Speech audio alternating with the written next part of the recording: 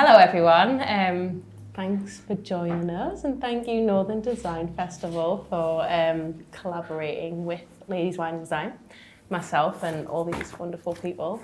So I'm Louiza Rabouhi. I am a creative director for Next Foods, which is a plant-based brand based in Australia, but I work remotely here in Lancaster.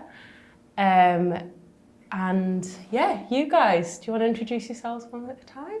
Sure. Yeah, Bekkie? Bekkie, creative director and co-founder of Two Stories, a brand consultancy and design studio based here in Lancaster.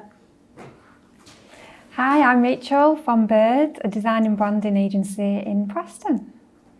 Hi, I'm Meha. I currently have two jobs. I work full-time as a service designer and researcher, and I also run my own business, Meha Art. Great. And what did you want to be as a child? Should have had that in the intro, just for funsies. Fashion designer. Oh, same. Similar worlds, but different. Yeah, same. And yourself? I loved Ally McBeal, so I wanted to be a lawyer. I think I had my head up in the clouds, so I wanted to be an astronaut. Or just exploring, maybe, yeah. I like that. It's not a small dream, is it? No, it's not. Great. So obviously there's people of all backgrounds here from design and starting their career. So obviously we all want to know what inspired you to sort of get into design. I'll open that up to you, Bekkie, first. Cool. What inspired me? I think I've always been sort of interested in like art.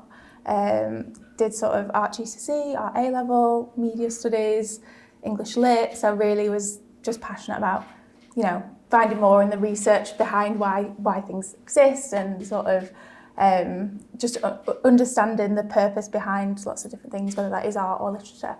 So that's where it started. And then, did a degree in graphic design at Met, and then, started working in agencies, and then set up Two Stories, which was the big dream. Yay, amazing and smashing it. Cool, thanks. Yeah. And were you always creative, or did you have other jobs before, or how did you guys get into it? My older sister who's 9 years older than me, she is an amazing artist. So growing up, she was always drawing, so I always kind of wanted to be a bit like her and got into art and drawing. And then I remember at school, an art teacher one day was drawing the outside of the school, and he was like, "Oh, you're really good." And I think that kind of gave me the confidence to kind of, I was like, "Oh, I love art." But then I was like, you can't really make money out of art, is what I thought then. So I thought, I'll do graphic design instead. And it just kind of went from there. And when was that? When did you have that light bulb moment? How many years ago? Yeah.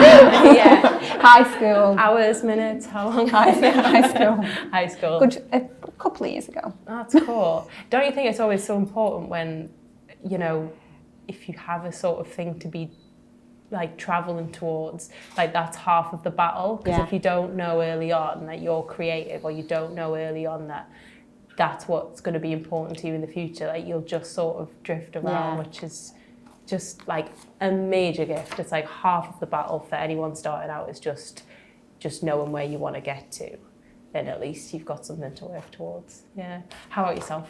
I have the drifty journey. Oh, well, we need the drifted journey because everyone has different. I actually studied at Lancaster quite a while ago. So I did economics and finance, as you do. And then, realized that was a bit of a mistake at some point, but I finished my degree off anyway. And I kind of had art in the back of my mind, but I went traveling. I went to South America, and I don't know if you've ever been to Argentina or Chile. It's absolutely gorgeous. There's murals and artwork everywhere. And I was like, okay, I'm going to do a bit of art. But I also needed a job at that point. So I worked in sales. I kept drawing and painting and doodling. I did a graphic design course, decided I was a terrible graphic designer. And then I started working with design tools, Photoshop, and launched my own business, but mixing like multimedia with design, and launched a homeware range, which I ran for, it's still running, but it's yeah, it's gone through a bit of a journey, and I started wanting to work with people a lot more. So I did a set of murals, where it was a lot more community engagement.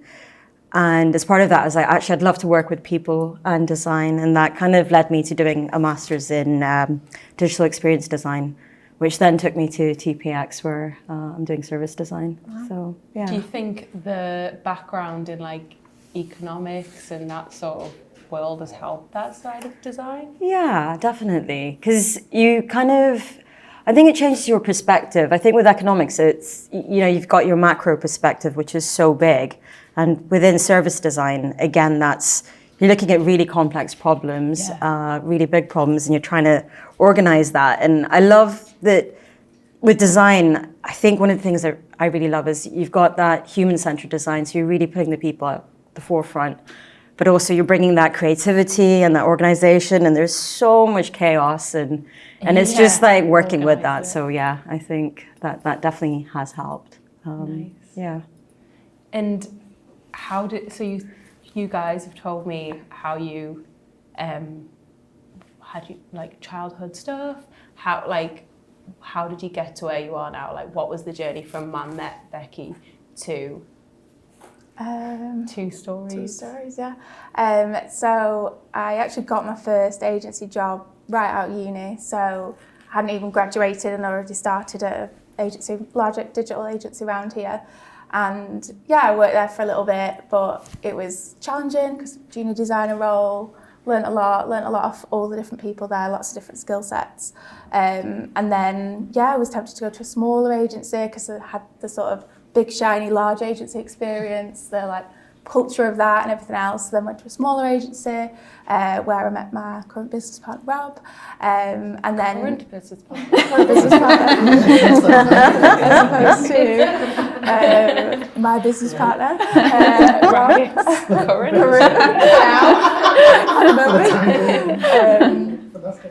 Yeah, and then in that job interview, I was literally like, when you interviewed me for that role that was I was literally like, want to own my own design studio one day. That was just the dream. Still hired me, which might have been an error. You were running the show though, weren't you? Let's be real. Yeah, so... You guys, powerhouse. Yeah, so started there as designer, then went senior designer, and then was like, just want to do this, like, for like our own studio, so went off and then set up Two Stories. Yeah, and how's it going? What's going on at Two Stories? Yeah, good. There's 10 of us, so that's crazy, wild. Considering we're about just over 4 years old. Amazing. Coming up to 5 years. So good. Yeah, 10 of us now, which is a challenge, but really good. Lots of varied clients, lots of varied work, all around like brand-centric stuff. Yeah, cool. And I'm gonna be grilling you. Okay. No, not really, but I want the tea on that. So, and you, like, what was your trajectory? So I did a BTEC in graphic design, and I didn't know if I wanted to do illustration or interior design at uni. And so I thought, right, I'll do a foundation, which you didn't need to do with doing a BTEC, but I thought, I'm not sure what I wanted to do. So I did my foundation and I got pregnant. So I was like, oh dear. So I took a year out, but during the foundation, that's where I realised that I loved graphic design.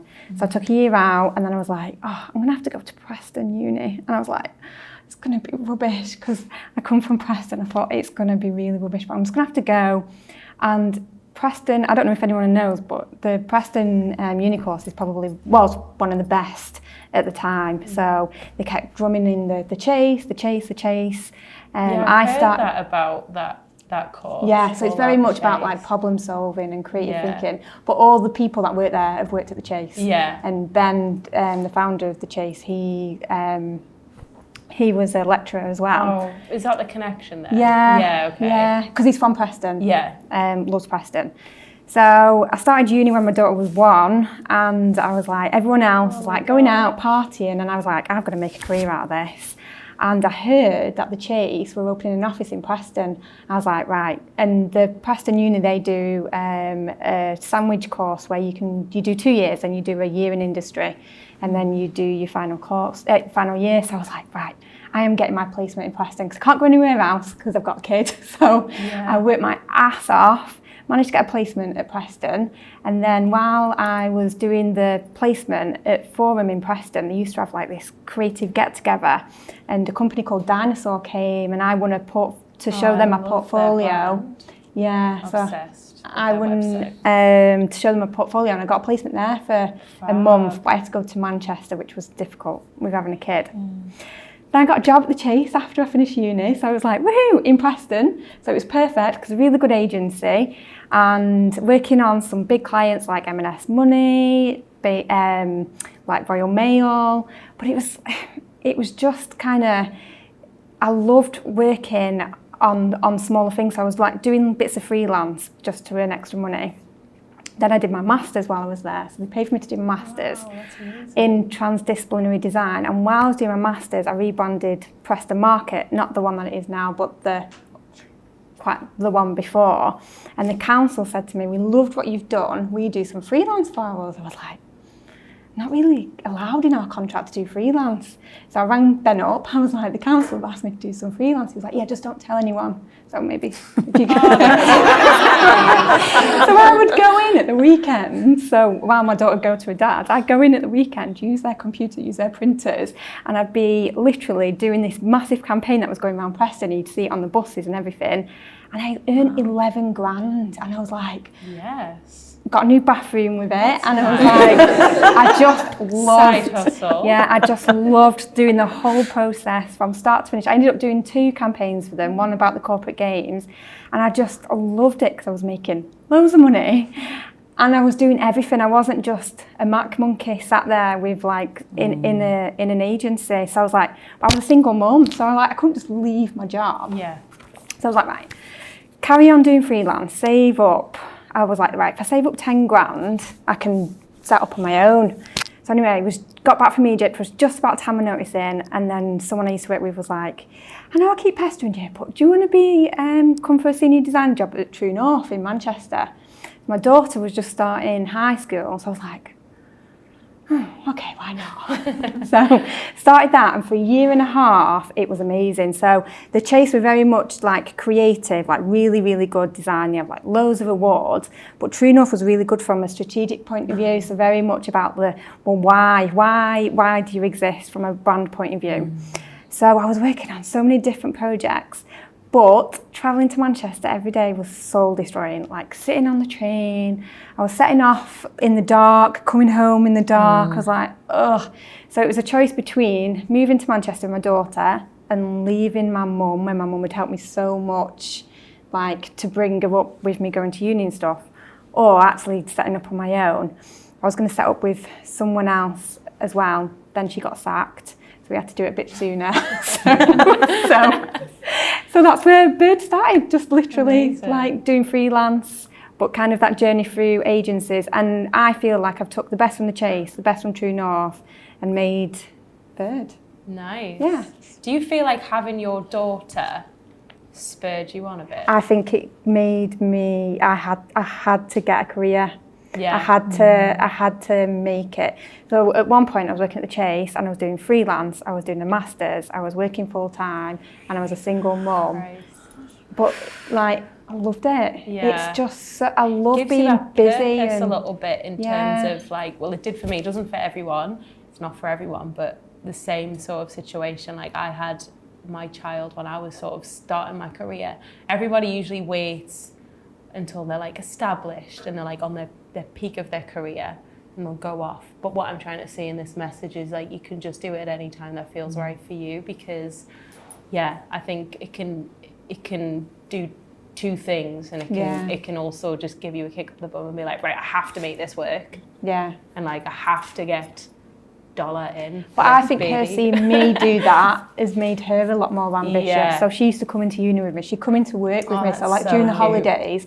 So like with True North, when we moved offices, they like put her in a bin bag and she was painting the bathroom walls and stuff. So like it's made her understand that you work and you go that. Yeah, she used to love, like I'd have meetings in my house and she'd come and she'd chat and like be involved and stuff. So that's she loved amazing. it. Yeah. And Meha, did you obviously sort of touched on your journey. Did you have a similar thing? Was there other companies that you worked for before you worked where you currently work now? No, no, not really. I kind of worked at the sales company, and then I'd had a few odd jobs, and I think just set up my own business pretty much straight away after that. Yeah, I think what I did take from my sales side was like really targeting some of the B2Bs and retail. So I worked with Phoenix for a while. Oh, cool. Yeah, except the pandemic was put a Phoenix big didn't do stopper in good. that. I know about this. I'm a Geordie. Phoenix is an institution. Yeah. So that was a really good partnership with them, with their Newcastle branch, and I was trying to push out to the other branches. And I think one of the challenges I did have with that was, I think from a sustainability perspective, when I started looking at that kind of mass-produced product, and I was like, oh, is this really what I want to do? And then the pandemic hit, and I was like, okay, I'm going to reevaluate. So is that really part of your process that's really important to you when you take it on projects? I think for me, it's more about telling the story about a place. That's what I started. Like with my skylines, it's not just here's the most iconic buildings in a place. I'm like kind of really spend a lot of time talking to people and getting their stories. Like actually, like with the Newcastle one, since you're from there, there was like, is it the Tuxedo Princess? Yeah, the boat. Yeah, I had so many people tell me about this place where all their parents used to get drunk on the spinning dance floor. Yeah. But like that's not something I would find just from the internet. Who don't know, it's like I think it's not a cruise ship. Is it? It's like maybe an old army, but it's a ship, and it was like in the quayside, docked. That's a word that is in shipping, and it was a nightclub basically, and it was iconic. Google it because I had like a rotate. I never went. It's a bit before my time, but it had like a spinning dance floor. But it was very like of the cityscape, I would say. I feel nostalgic talking about it. Sad. So that's the same response I get when anybody sees it. But it was like I didn't just do that just to kind of get to the wholesalers and the retailers. I kind of really wanted to tell a story that it was that people's stories about Manchester and Liverpool and all the different places. But I did the Christmas markets, and I started to get more commissions to do murals and stuff like that.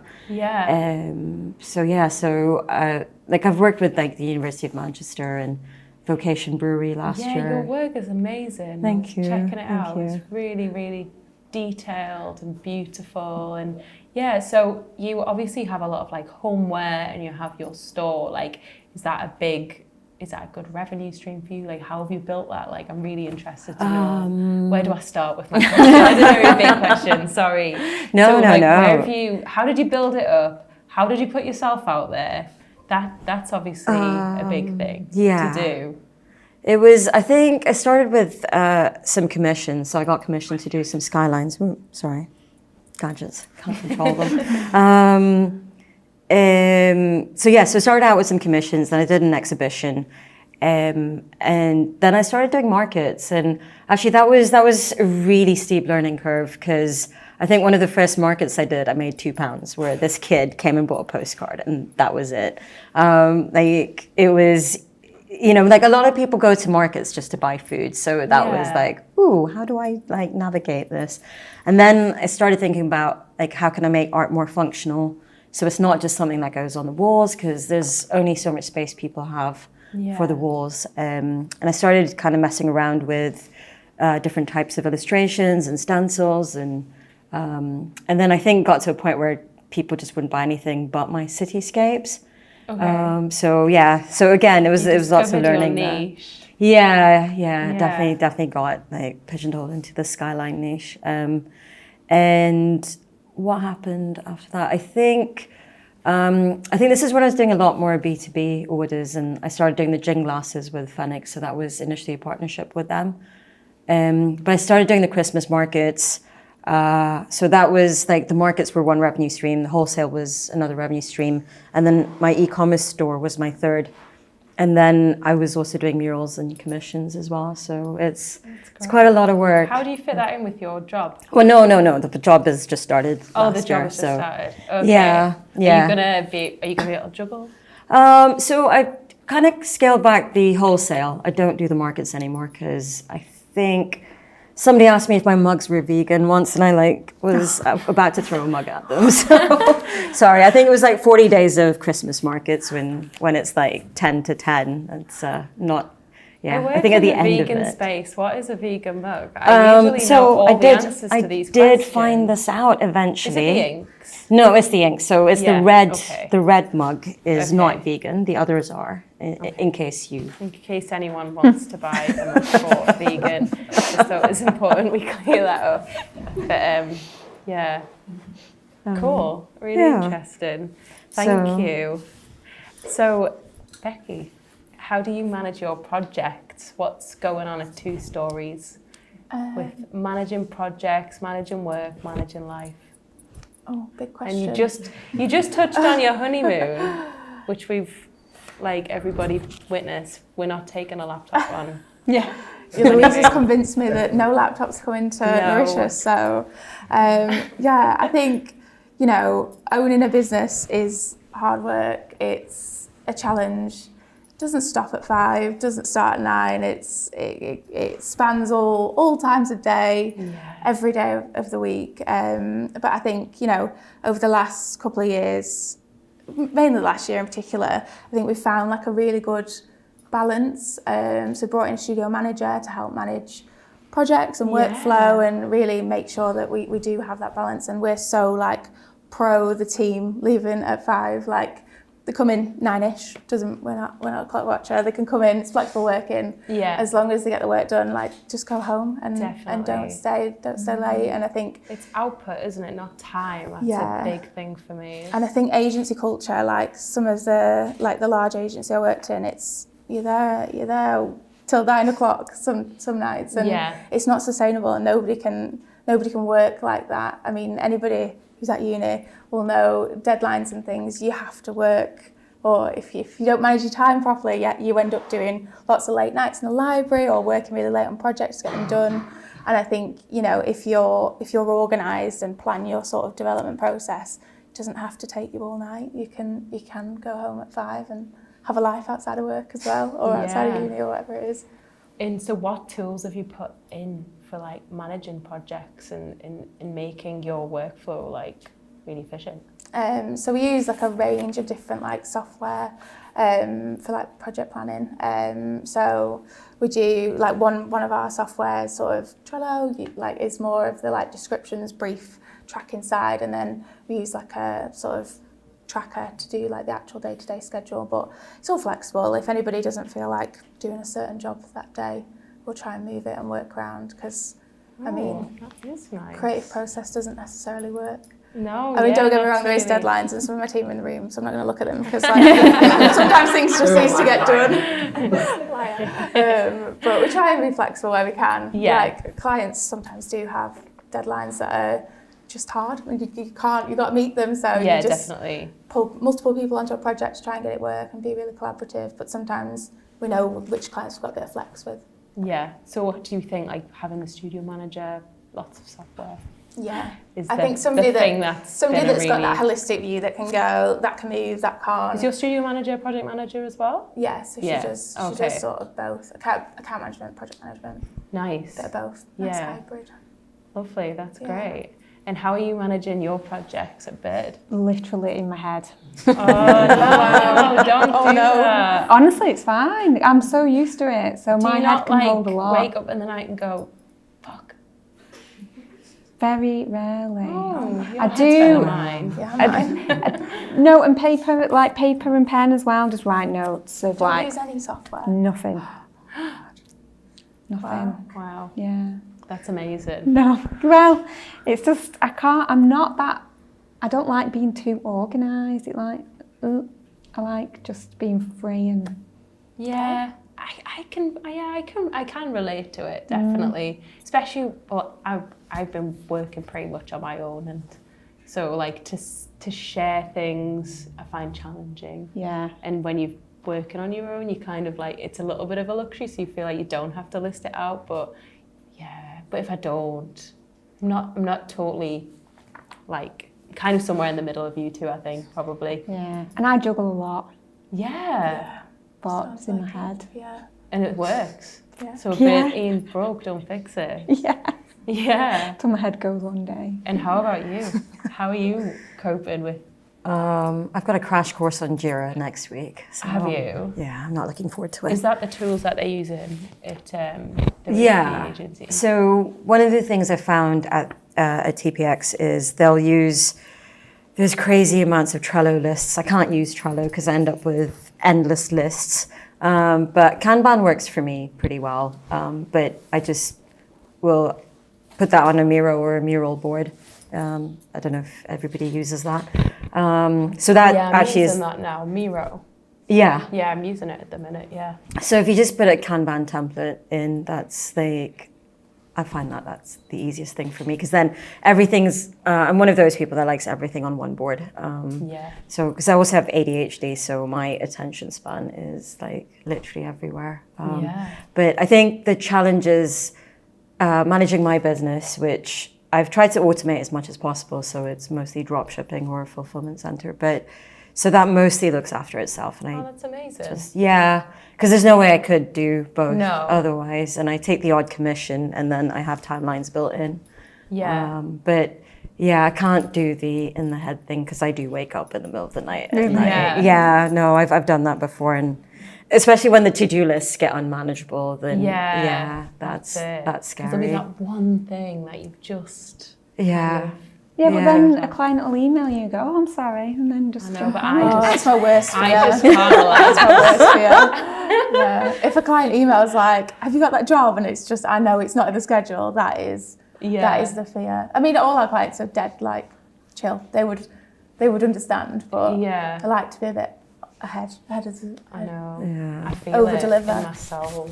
I feel like I've made a mistake or anything. So that brings us nicely, actually, to making mistakes, I guess.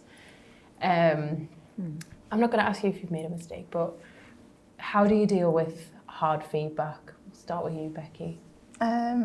Because I think that's, as a designer, is like so important. Yeah, I think uni probably taught me this in the harshest way possible, that sharing your work and getting critiques is so important.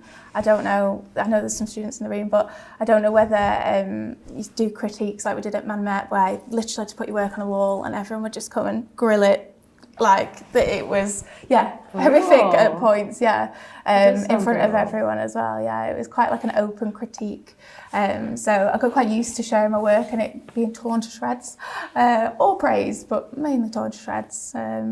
And I think it does help. The only way you're going to learn is if you get the feedback and get the critiques and get somebody's honest opinion. And I think the problem with design, right, is that everything is subjective. You might like something, I might not. So, Yeah, absolutely. Like, there's not always one right answer for the design solution. Yeah, absolutely. But I think it's just about like sharing ideas, getting the feedback, and then pitching it in the right way to the client. 100%. And mistakes do happen, right? I've spelt so many things wrong and sent it over and then gone, oh, that's so spelt wrong.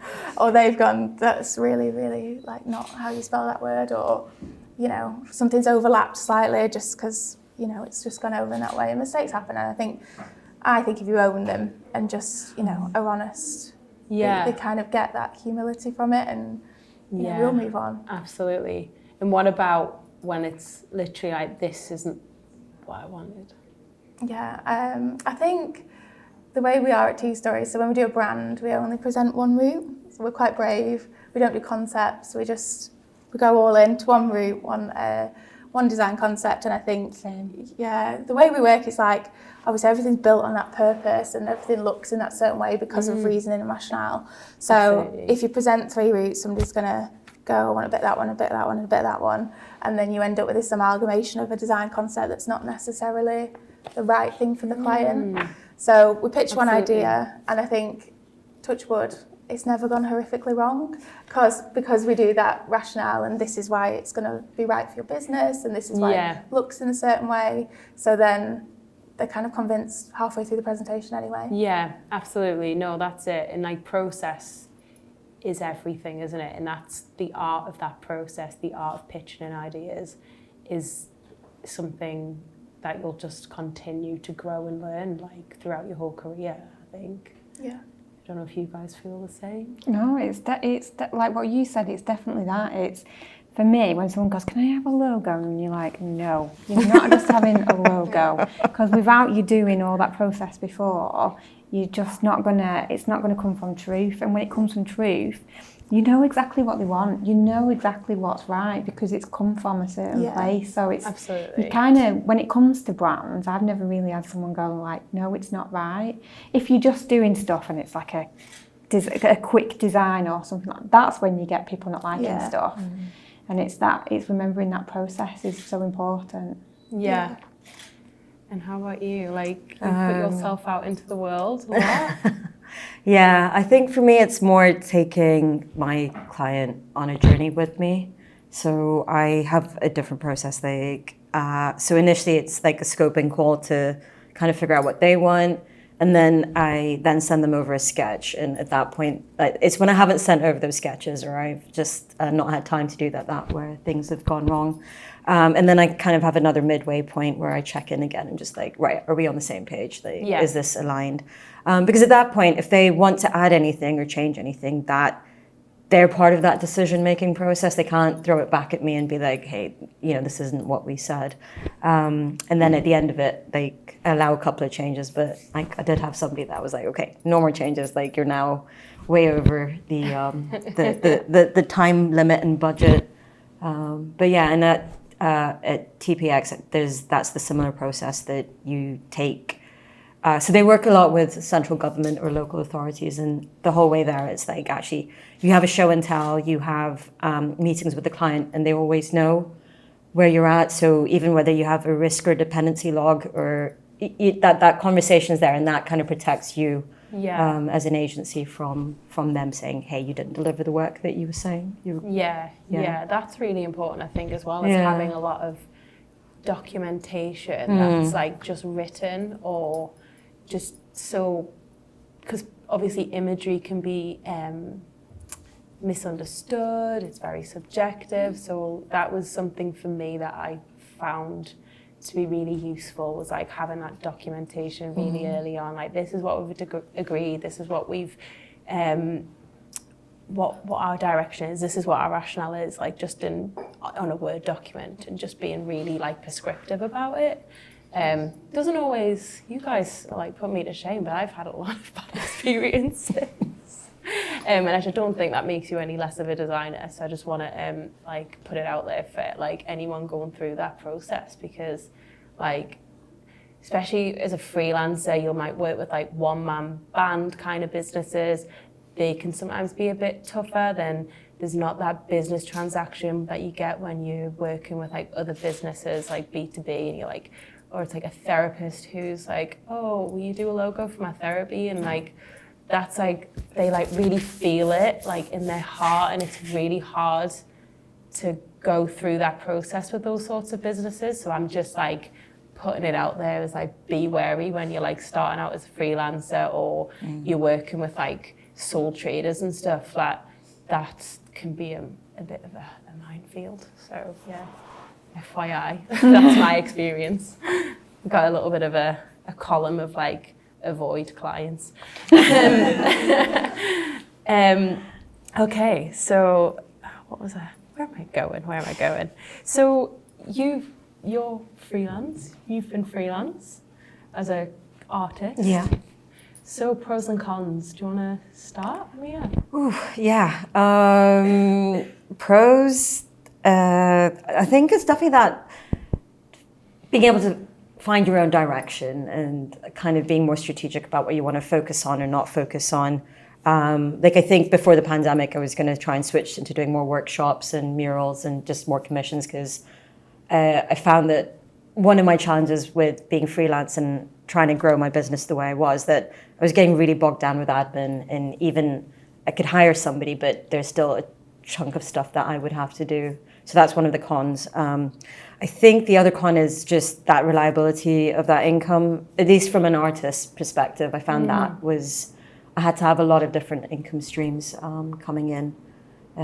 But yeah, I think, but at the same time, I've done a lot and I've really enjoyed it. And it's actually opened up a lot of doors for me. Yeah. So, yeah. And you just new in your role now?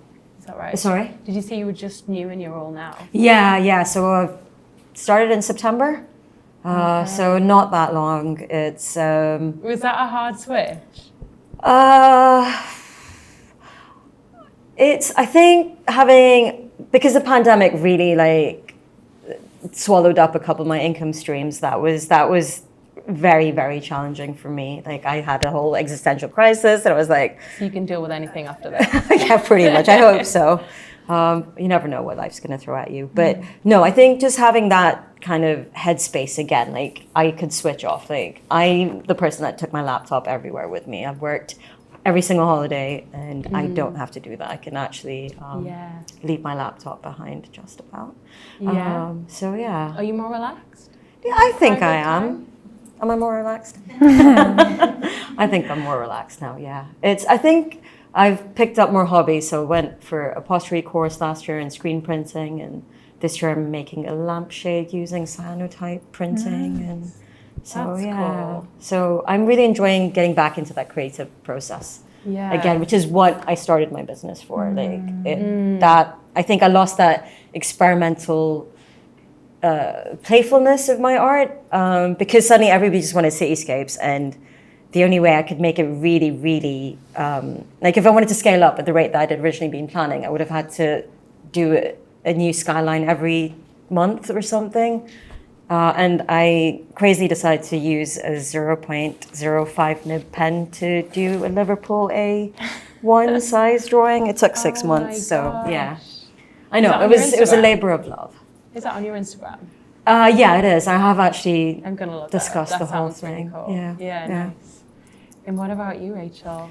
Pros, cons? Pros and cons. I'd say the cons of having my own business on my own is I miss banter. I used to be like offered banter. I'd be like, banter queen. In fact, one of my friends, he got a call from a really good agency in London, and he thought it was me joking and told him to do one. I used to banter that much. But I do really miss banter. Yeah, 100%. I miss, you don't have to work as hard when you don't work for yourself. I love working hard, but I do miss that, like, our office used to be just near Ravenham Park, so I'd go for a run at lunch, I'd have a shower, I'd like potter around. Nice. Sometimes we didn't have work for a few days, so we'd just be messing around, playing Twister and blah, blah, blah. So like, I kind of miss that. Was this? The Chase. Oh. Because we had big clients, so sometimes you just didn't have any work, and then it'd all come and you'd literally be working 24/7. The pros of working for myself are a lot more. Like, another con is I hate doing my expenses. Hate doing my expenses. Or any accountant. Or any, I don't mind the invoicing. Oh, right. Yeah, I like the invoice. The invoice and stuff. I don't mind the You're invoicing. like, oh, you owe me what? And looking at how much I've made. But I hate doing my expenses, and every 3 months I'm like, why am I like this? And I have like a pile of receipts, and I'm like, oh. I do it once a year. I spend like a week. I'm VAT God. registered, so I have to do it Oh, do you? like every I'm just 3 like months. once Hate a it. year. I'm so bad. Months of receipts. Yeah, the Using pros. software. Yeah, I've got Xero. Oh, God. And I should just do it on my phone, but I don't. Yes, same. The pros are I can work from anywhere. Absolutely. I absolutely love the challenge. Like when you win a job, I love it. When it goes really well, I love that all my clients have ended up becoming friends. I love finding, actually, I do quite a bit of time for time as well. So sometimes I like swap services. I've just found a really good one where I'm swapping services where I go and have oxygen and red light therapy. It's amazing. That's amazing. Yeah. So how like, do you find a time to time? time for time. I walked in and I was like, your brand's crap, we need to do time for time. And he was like, okay then. And I need a facial. So I'm like, Hey, you don't ask, you don't get, right? exactly, yeah. I'm going to try that tomorrow. Seriously. Where are you going to? 154. Okay, yeah, nice. I did time for time with a girl who was training to be a massage Their therapist. logo's better, and Yeah. we looked at it. She was trained to be a massage therapist, so I used to go and have a massage every week and did her brand. It's amazing. That is a hack of Yeah. life that I didn't know Yeah. existed. Yeah, definitely. Use your skills and swap. Yeah. Yeah. There's so many pros. Just, I can work when I want. So sometimes I will work the weekend so that it makes my week easier so I can go to the gym and pot around in the morning. Yeah. Sometimes if it's a nice sunny day, I will not work. I will go for a walk. Absolutely. Um, That's a big perk, I feel, for Yeah. freelance in the program. Yeah, I can use my business to pay for my daughter's train fare back up from London. Don't tell anyone. There's a camera there. You can cut that. Yeah, We'll mute there's loads of pros. Amazing. So, Bekkie, we're in Lancaster. I know that you're a lover of Lancaster. Yeah. We're not London. Does location matter? Especially since the pandemic, I'd definitely say no. I think the pandemic opened up communications across the country 100%. so much more wider than it was before. You can literally, I mean, this has got pros and cons in itself. You can hop on a Teams or a Zoom call like literally tomorrow with somebody in London, which is great. Although the expectation of that is that you are available tomorrow for a Zoom call with anybody all over the country. Yeah. I'd say like 80% of our clients are probably not in Lancaster actually. Yeah. Maybe a bit higher than that. We work a lot with London organisations and businesses, and you know, we used to go down quite a lot. We don't probably as much now because it's so accessible online on Zoom and things. And I do think, you know, Lancaster is ideal location-wise. You can get to London in like 2.5 hours, which is fab, Yeah, and it you is can get to Manchester in amazing. 50 minutes, and you know, virtually anywhere from here, which is fab. And Lancaster's just great. I think it's got loads of talent, more talent coming through, especially with the universities, and people want to stay here. A lot of our team. Yeah, I mean, the quality are of from life in Lancaster, Lancashire, here. Oh yeah. just generally, like if you wanted to set yourself up, buy a house, things like that, it's a bit more accessible Yeah. than if you go and work in one of the bigger sort of cities. Yeah. For sure. I couldn't even imagine commuting to work. I mean, it does feel like a commute from Heysham into Lancaster. To be fair, that rush hour traffic is not fun in the morning. But yeah, it's on that the can take a tube, time, yeah. can't it? It takes over half an hour some days, I know. which is I do the a school. long time. I do the school run, and it's not fun. I gotta Yeah. say. There's Yeah. no tube though, so Yeah, I know. And how are you sort of picking up those London clients? How's that gone? I'd say all of, like, a lot of our clients come from word of mouth. So Yeah. we work with a broadcaster, and then that sets onto an advertiser, advertising association, and then like a sustainable body for advertising. So it kind of, I think, you know, when you start working, especially with big organisations down south, they see the value for money up north as well. They feel like they're getting more value. They can, you know, especially with working with smaller studios and agencies, you can work directly with the director, you've got access to the team. Yeah. And yeah, I just think there's more flexibility there. And I think, you know, if you do a good job, somebody will recommend you to somebody else. Yeah, absolutely, yeah. And Rachel, apart from facial exchange, Yeah. how are you getting your clients? Word of mouth, pretty much the same. Yeah. Although sometimes my old boss from True North, if they get a job in where they don't want to do it because it's not enough money, he will pass those on to me sometimes. That's so great. That's Those really sorts of good. connections. Yeah, so I've got like a few London clients through that, but then literally just word of mouth. It is, you know, you do a good job and then people recommend you, or then they move jobs and take you with them. Yeah. Is a good one. Yeah, yeah. And like, I've found just places that I used to work at, like we talk about Fat Media where we worked, not together, but we did work there. And like the amount of people that we've all sort of stuck in touch with, like, how long ago was it? Yeah. I think it was like 10, 12 years ago when I was there. And it's like, still like passing work around. I'm doing some stuff with Dom at the minute. And it's like, Fraser House is great for that, to be fair, because obviously there's a place now that everybody can come and work out. Yeah, you make connections as you'll do your jobs. And I actually went to a freelance event in Manchester the other day, and I felt like everyone who was there had all worked in a big agency in Manchester, and they were basically now freelance for the same people that they were just working for before. And I was like, oh, right, that's how you get in your work. Like, that doesn't really apply to me. I've not worked in any of these bigger agencies, and I don't know anyone in Manchester. So just so you know, just get into a big agency in Manchester for a bit. And go freelance, and then they'll just give you work. And so pay you there's more. a hack. And pay you more, yeah, exactly. Exactly. Cool, well, God, I've got so many questions, but I feel like it's time to wrap it up, kind of. So what are the trends that you're sort of vibing with at the minute? Oh, that's tricky. That is a really tricky one. I think...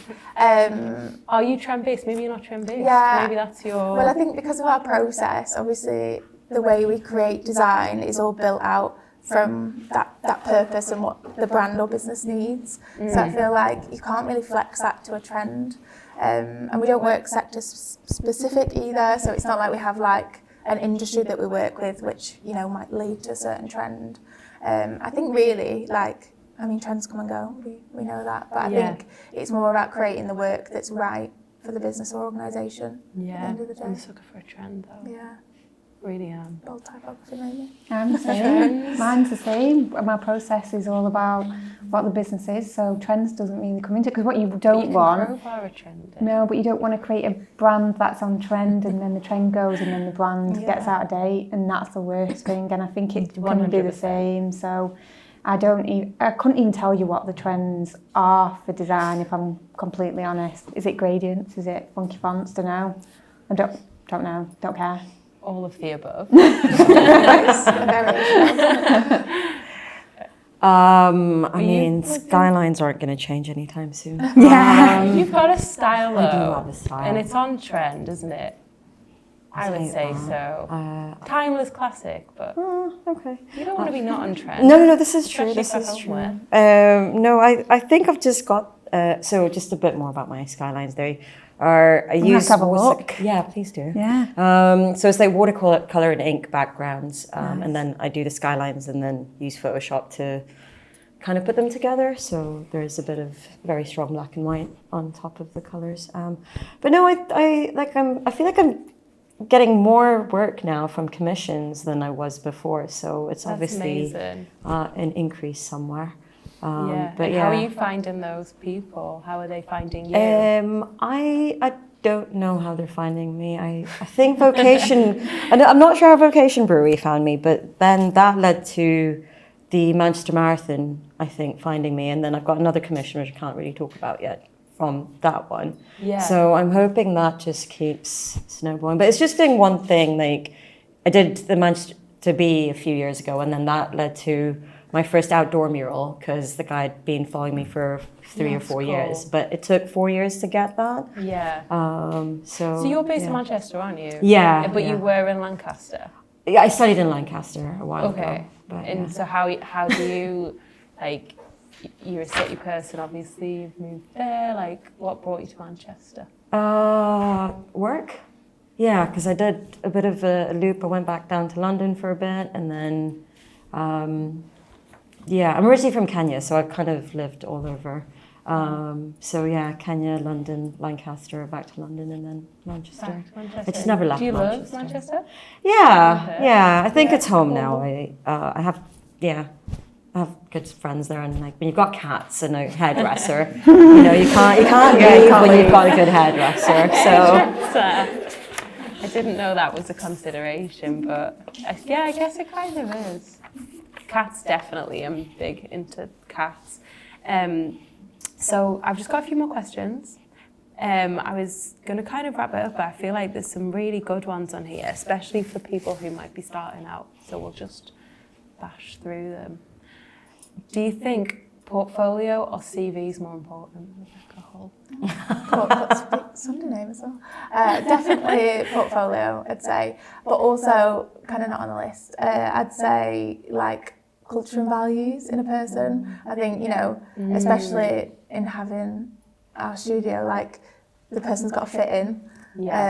It's, you know. So that's a tip, isn't it? Yeah. Like cover a bit about you and your values, then going into your portfolio would be something that might stand out if someone was to drop a portfolio through to you. And I think just like call or email, I think, you know, get in touch and then introduce yourself and be like show a bit of your own personality, because 100%. you know, we're always looking for someone that's going to fit in with the rest of the team, and you know, we're all completely different in our team, and you know, a real mixture of people, but we want somebody that can, you know, thrive in that environment as well. Yeah, definitely.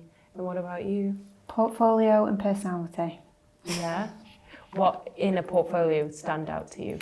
Someone being able to push a project, so not just do what they're expected, but push it in lots of different ideas. So think how it'd work on a bus, to a t-shirt, to a small mug, to, I don't know, just really push it and really think different, to even interiors, to how it'd sit on a chair or whatever. It's just that kind of like push the boundaries with your thinking and stuff that's unexpected.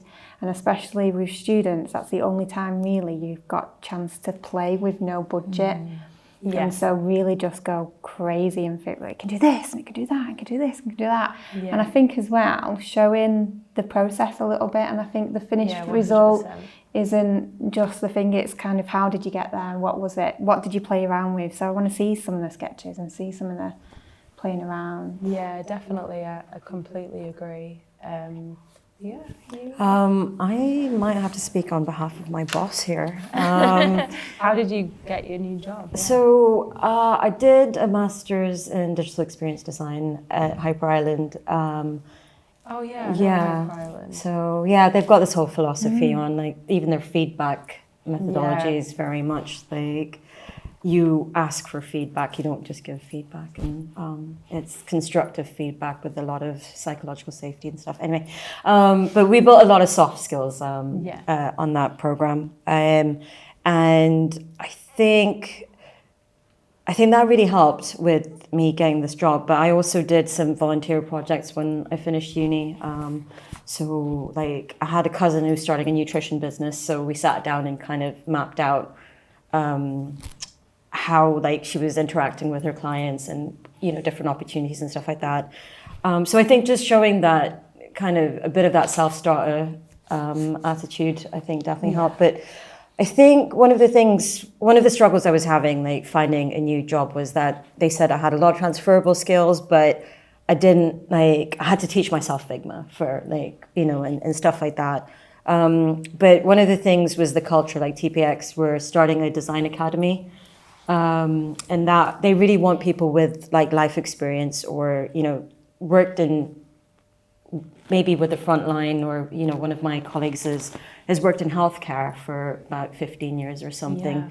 So I think CV in that case is quite important, and they're trying to make it more open to different communities, so even a degree wasn't necessarily a requirement for getting in. I've heard this a lot recently. There's a podcast that I was listening to in America, and they're just like, that's literally the trend, that they're just to make it more diverse, to make it more accessible to people, that like a degree is going to be less important moving forward, which I was like, wow. I know, it's crazy. Sense, though. It does make sense, because obviously degrees are expensive, and it doesn't necessarily mean that there's talent, does it? So that's really interesting. Sorry, did you want to add? No, I think again it was the culture. I think when I'm not meant to announce this just yet, but they will probably be doing a design academy again this year if anybody's looking to apply. But again, it's like, you know, can you work in an agency? Can you handle that ambiguity and the pressure, which I'm just getting into client projects, which is very different from the ambiguity of working for yourself. But I think like CV is really important, but you know, I definitely had to run through my portfolio and present and stuff. So yeah, that's it. Actually, that's something that a process that I've just been through was I've just done my portfolio, and it sounds weird and it's kind of obvious that people are going to ask you about like your standout project, and just having what you want to see organized in your head, because it looked great and it flowed great visually, but when I was like speaking, it kind of like hopped from different parts of the project. So just be aware that that question is out there, people, and just make sure that it's like linear, that you can sort of talk about the start to the finish, which it sounds really obvious, but I put like the best finished images like at the beginning, because you want people to see that first. But when it came to explaining it, it just didn't flow at all.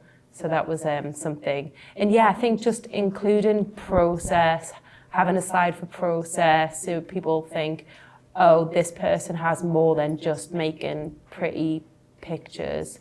This person can talk, got good communication skills, or they're just thinking about the rationale, or they've got a process in mind. Even if it's wrong for that agency, like they will respect that, and I think that'll just make you stand out. So I would definitely recommend having something like that included. What is the best way to gain experience?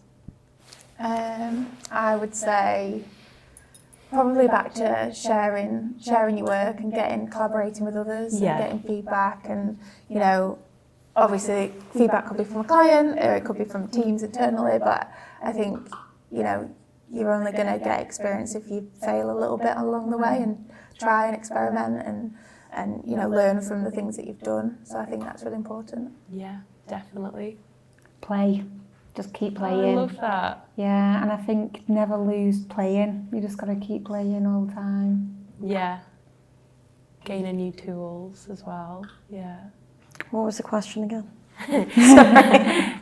What is the best way to gain experience? Oh God, you just got to get out there and do it, really, don't you? Yeah, definitely. Self-initiated projects as well. Yeah, there's also like in volunteer, I think at council sites as well, they have companies that are looking for people. I think when I was applying for jobs, I picked a lot of people's brains, and they said there'd been people who'd got, say, into the BBC programme that had worked with charities and just done a lot of work with them. So there's going to be plenty of organisations. I know they do say don't work for free, which as a designer, but I'm going to say if you're a lot of free work.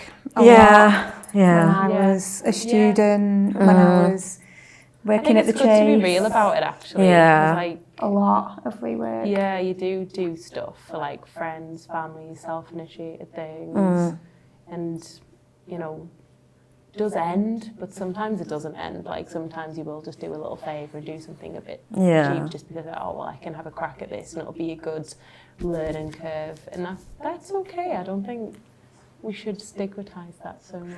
No. Yeah, no, you're right. If it gets you a job in the end, right? Yeah, definitely. Long-term thinking, really. That's it, isn't it? Yeah. Yeah, cool. What are the common mistakes candidates make when applying for a job, Bekkie? Oh. Keep asking you the jobby ones. Giving me no time to think about this.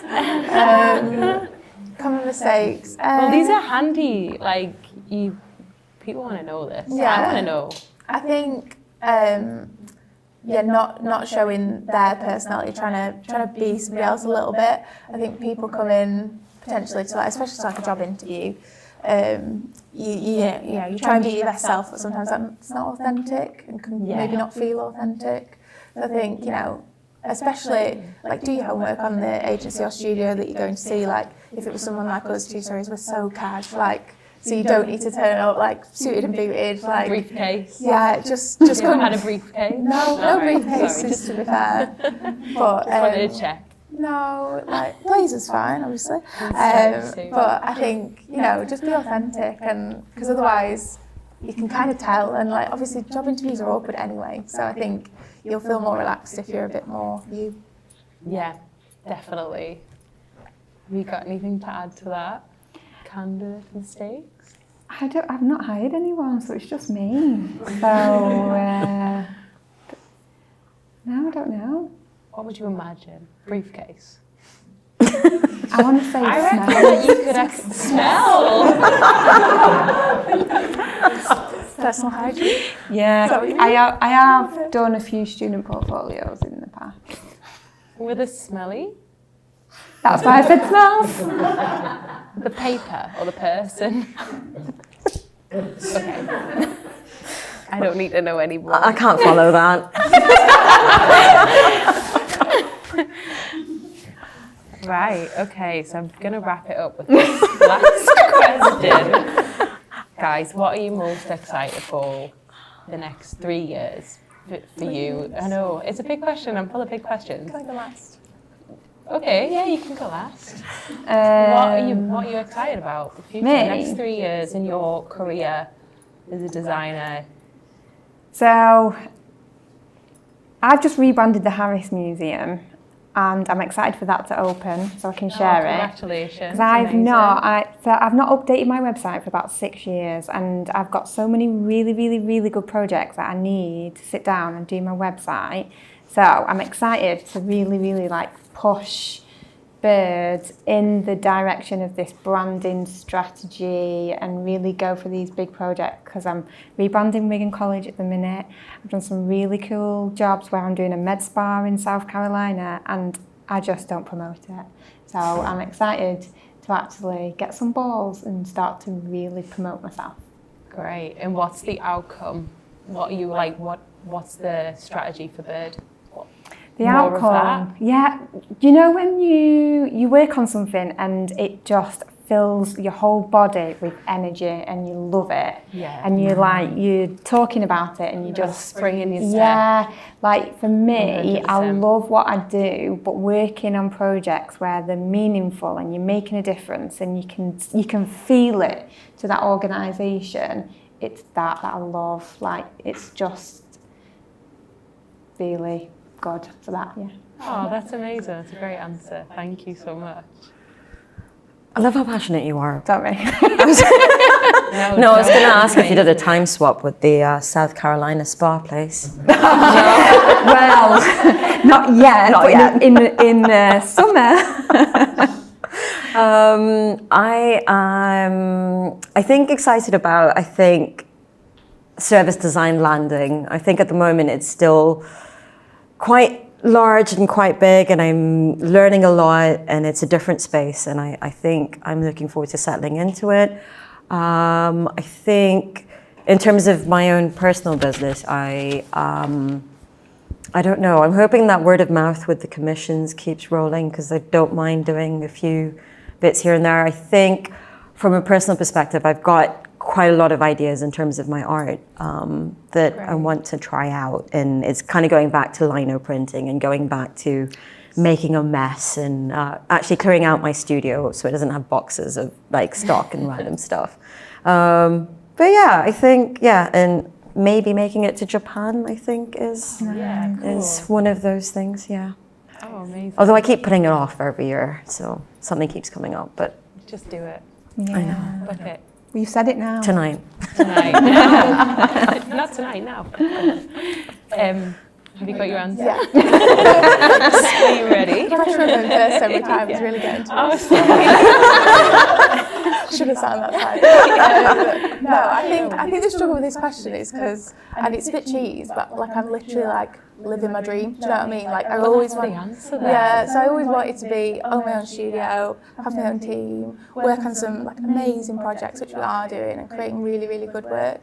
So I think, for me, the next 3 years is about working with my team, making sure they feel like they can do everything they want to do. Yeah, feel really empowered, feel really confident, create really good work, and be sort of self-sufficient in that, and really enjoy it. So is that the strategy for you, that it's everyone's empowered enough that you can go on your honeymoon without? Yeah, but I think like I bloody love what I do. Like I love designing and creating, but I also love like working with the team and like developing their own personal development. And I think I want to make sure they feel not exactly how I do, because obviously everyone's different, but like they get that energy and that thrive and that buzz that you were talking about from each project, and presenting work and doing the whole process and that's really so like important, isn't it? There's so owning many it. places that don't do that, and you're like shielded from all client contact. Yeah.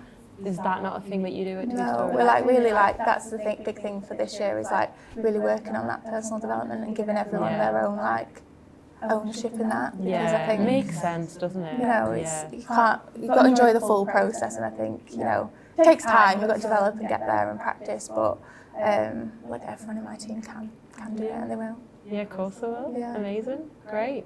Well, has anyone got any questions in the audience? We've just been nattering away. Hey. One question. You guys talked a lot about pros and cons of freelance, just being in the creative industry in general. But what I wanted to hear is what's one story throughout your whole journeys that's really stuck with you and really comes out whenever you do something? What's that one memory that you always go back to and share with people when you go for a plan or something? I've got one. So when I was at True North, I rebranded a genomic centre. You can make a glow-in-the-dark human being.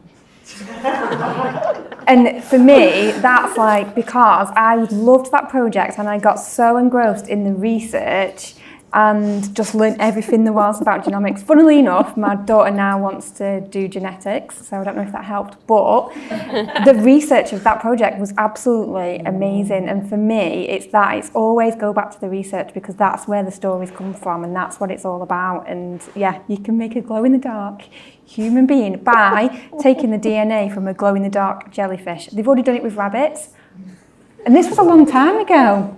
So they probably actually could. They probably got a few more animals. Probably a few glow-in-the-dark human beings walking around. I've got one as well, actually. I tell this is probably my one thing that I say, aside from being a twin, which is my normal like personal life fun fact that I always say, is so at uni I wrote my dissertation on Channel 4 and why they're like, how they're successful as a brand on the screen, like through the brand, but also through the programming and everything that they create. And they're a client now, and we work with them like virtually every day. And we're just completing the second phase of their like rebranded work.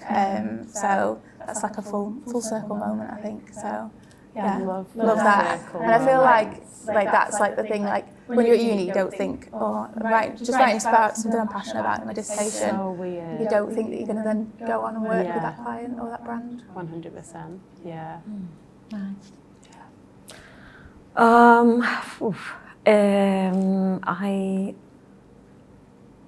trying to think. I never thought I would start like doing art as a career. I think it was daunting. I was worried about making money.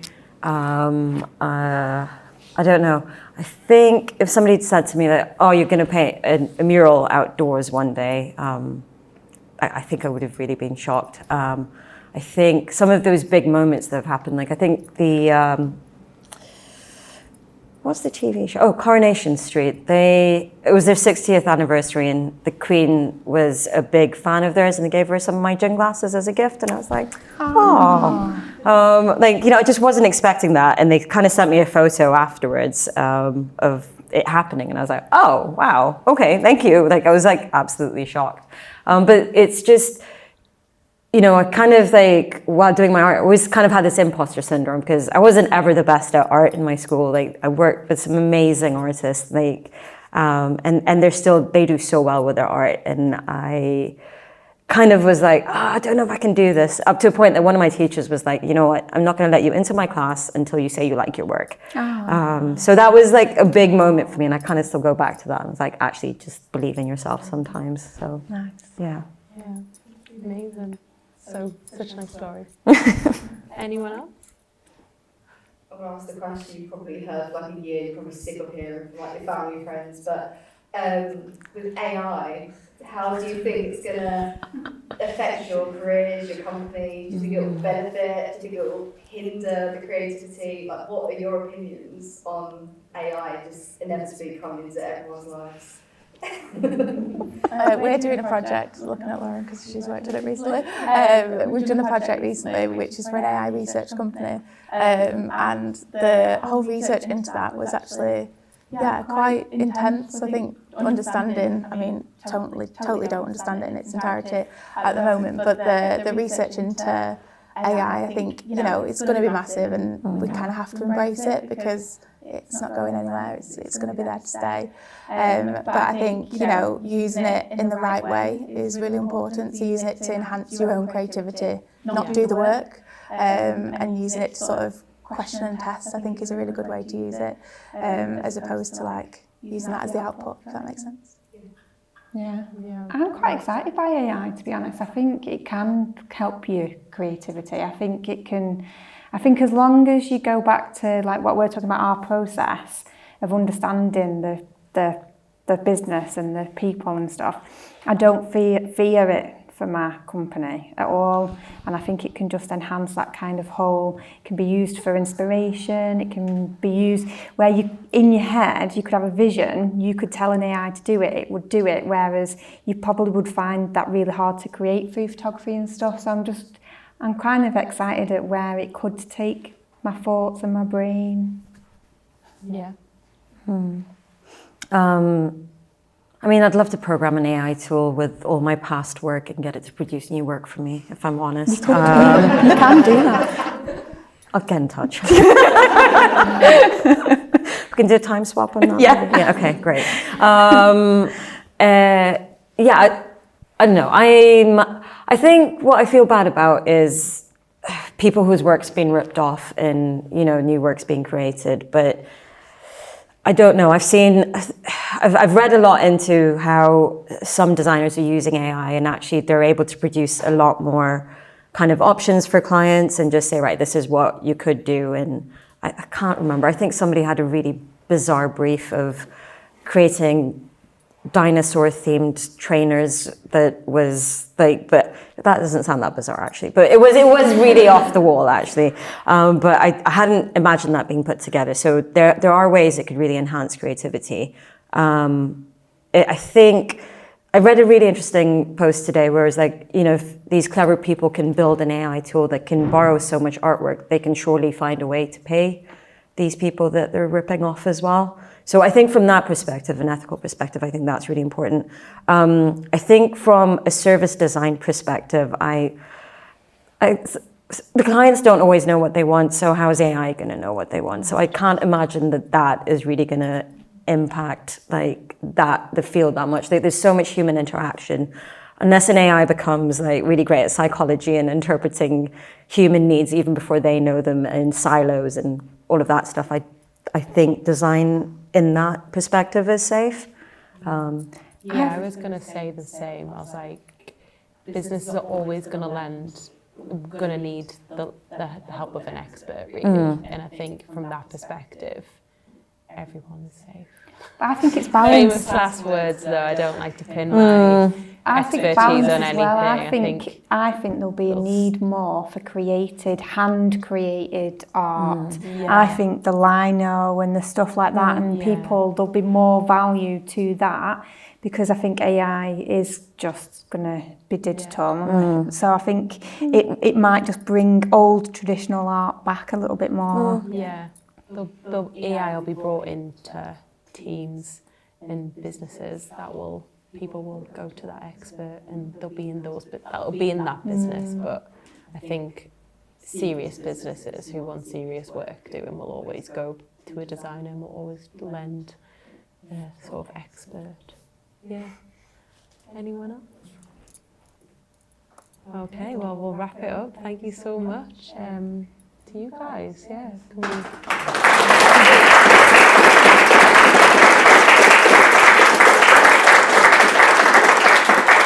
Yeah, just want to say thank you so much again, Kay and Northern Design Festival. Thank you for collabing with me, and thanks you three on your Friday nights